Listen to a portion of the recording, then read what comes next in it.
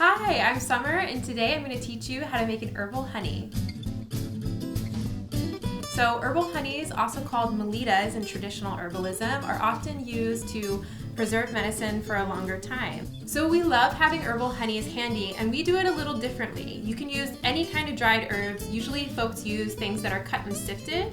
We love using powdered herbs because you don't actually have to strain them out of the honey. So you can go ahead and stir them right in, which makes kind of a lovely paste that can be later used quickly into teas or just on a date and sweet treats.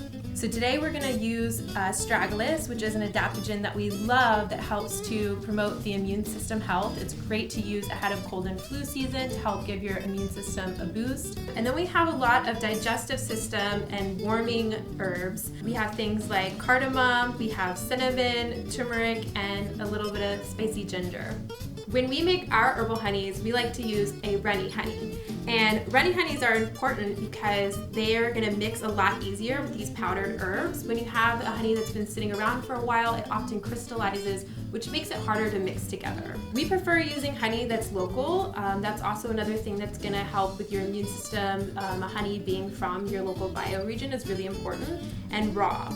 To make this, you're going to grab your powdered herbs, and all you're going to need is a little mason jar or a big one, depending on how much you're going to make.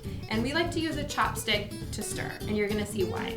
So to make this honey, you're going to take your jar and you're going to eyeball about where a fifth full is, and you're going to fill the powdered herbs to that mark.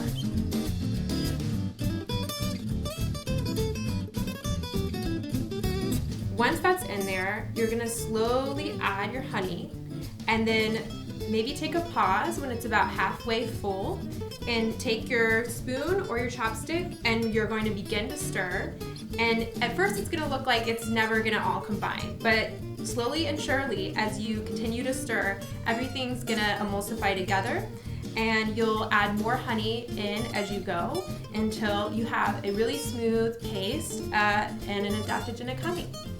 Some of our favorite ways to use this medicinal honey is quickly in hot water. If you want to make an herbal tea on the go that already has a lot of flavor, it's really great on toast, and you can also stuff dates with your herbal honey with a little bit of ghee.